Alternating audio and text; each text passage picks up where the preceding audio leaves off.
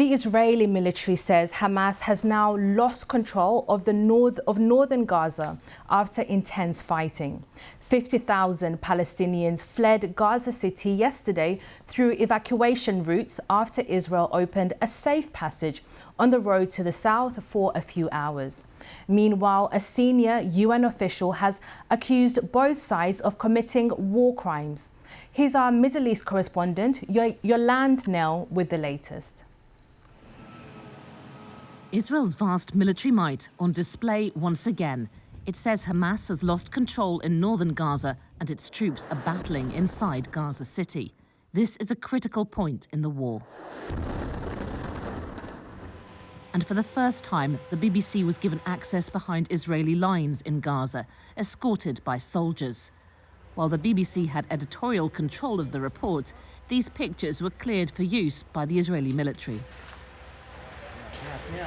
Amid the huge destruction, officers showed what they said was a Hamas weapons factory, set up, they said, below a family apartment, a child's bedroom. They insisted that Hamas, not Israel, was responsible for civilian loss of life. We know intelligence. We know what we hit. We know the targets. They're approved by our command. It's not that I wake up and my objective is to ruin the city. I aim for enemy, and enemy only. Israel says its actions in Gaza, where it's trying to eradicate Hamas, are a military necessity, that this war is about self-defense. But Abir's view is different. She says that because of Israel's bombardment, nowhere is safe. There's no food or drinking water for the children, and that Israel has bombed the bakeries.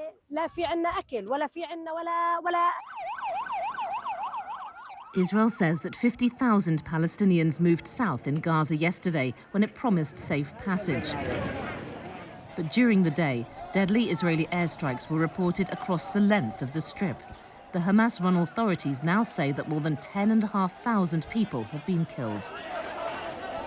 The UN Secretary-General says the civilian death toll in Gaza shows something is clearly wrong with Israeli military operations, but also that Hamas is using people as human shields. Meanwhile, the UN's Human Rights Commissioner visiting the region is accusing both Israel and Hamas of war crimes.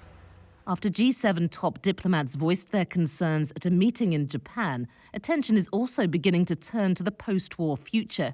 The US Secretary of State Antony Blinken said there should be a united Palestinian-led government for Gaza and the West Bank as a step towards Palestinian statehood. It's also clear that Israel cannot occupy Gaza.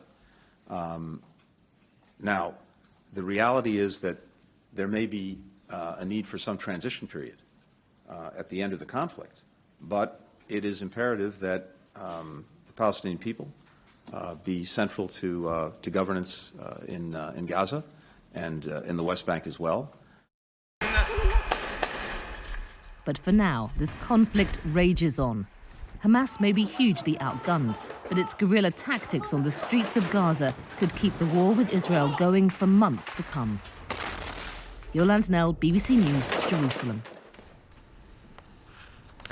Well, more on this. The French government is hosting a conference in Paris to discuss ways of getting humanitarian aid to people in Gaza.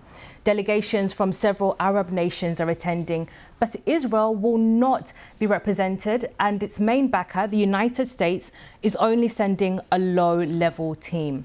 Well, let's go live now to Paris and our correspondent, Hugh Schofield. Hugh, let's just start with the conference itself. What is France hoping to achieve?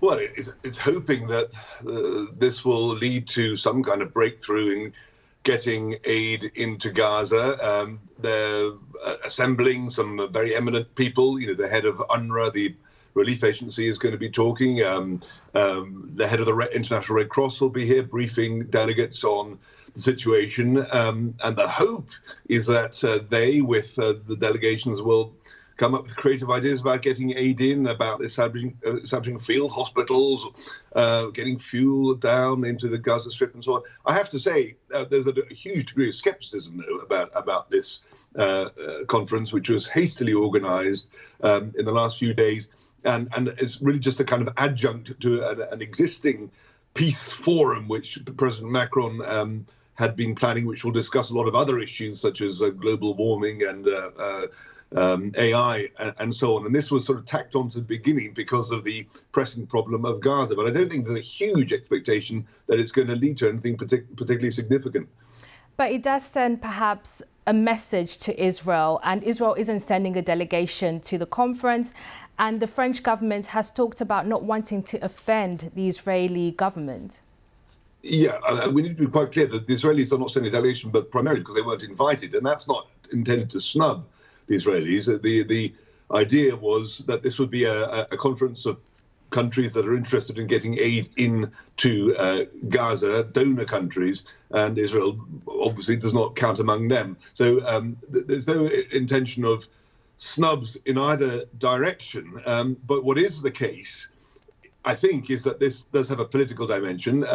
The French government, President Macron in particular, has been accused by some here in France, many here in France, of adopting a kind of knee-jerk pro-Israeli reaction, and of, in the initial aftermath of the October the 7th attacks, coming down very, very, very too firmly on behalf or on the side of Israel in all of this. And there is pressure, certainly from the foreign ministry here, to redress the balance somewhat and show that France also shares the concerns of the Arab world, of the South, more largely, and their concerns about humanitarian difficulties in Gaza. So that does address that and does send out a message, and does send out a message about how the world increasingly is hoping for some kind of humanitarian pause in the fighting. Yes, thank you very much. That's our correspondent in Paris, Hugh Schofield.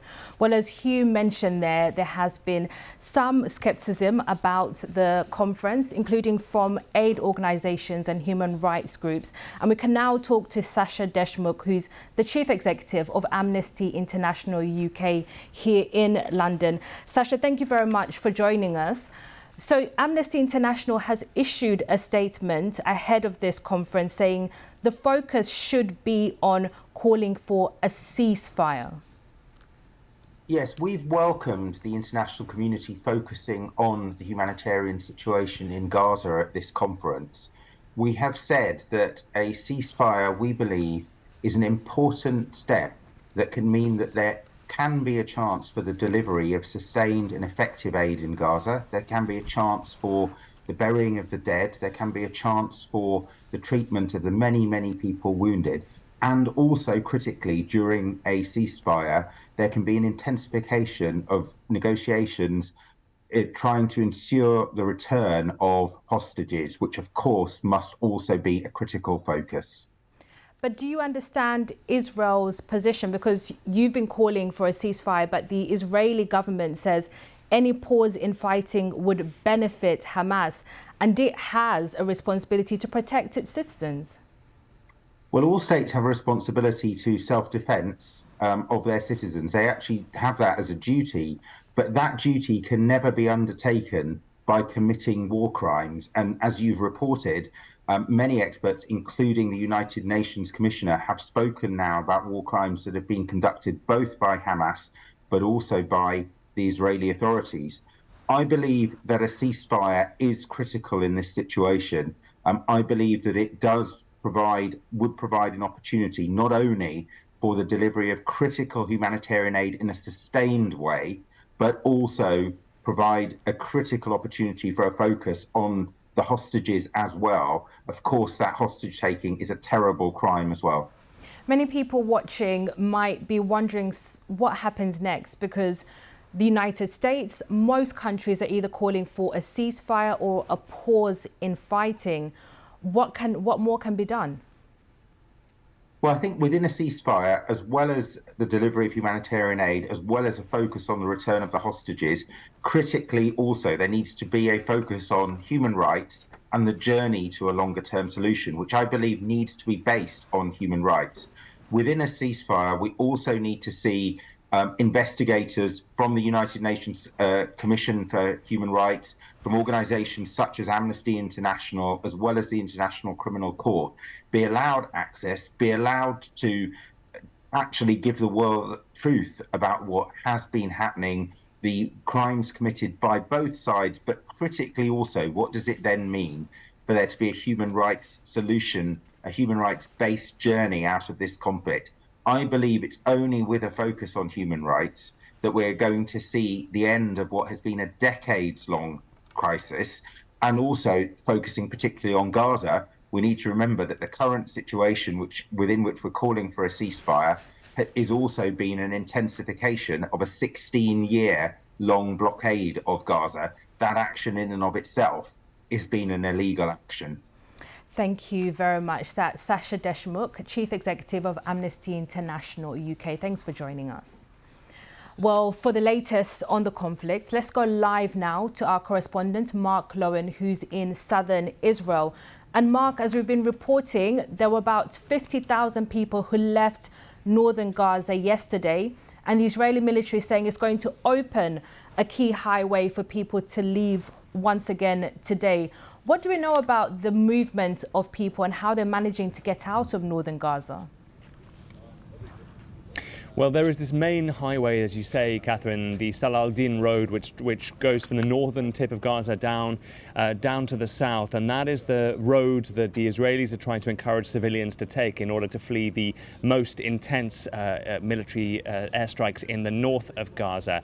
And the Israeli Defense Forces say that 50,000 took that road yesterday. That is considerably higher numbers than have taken it, if confirmed, the previous days. And the Israeli Defense Force say that it could indeed be reopened again today. There's been no official confirmation, but the likelihood is that it would be reopened as the Israelis try to get the civilians to flee south. But remember, there are still tens of thousands, maybe even hundreds of thousands, who are still in the north as the Israeli Defense Forces push further into Gaza City. Now, the Israelis say that Hamas has lost control of northern Gaza.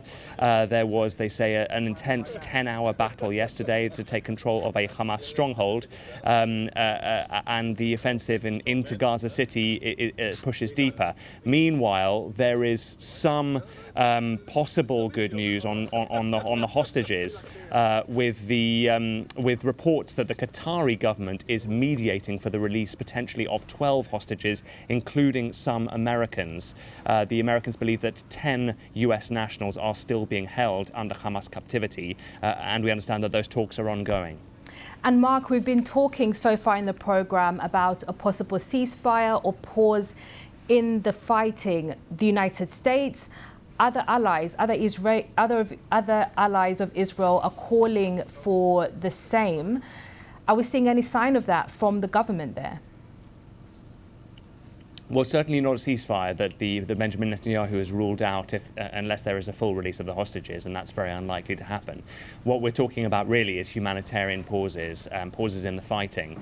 And yesterday, the Israeli military announced for the first time that there would be a 4-hour pause in 3 large neighborhoods of Gaza City in order for food and water to be reached by the civilians, but residents there saying that there is such a shortage of food and water that they were unable to get very much during those pauses. But that was the first time that there had been apparently an official announcement from inside Gaza City.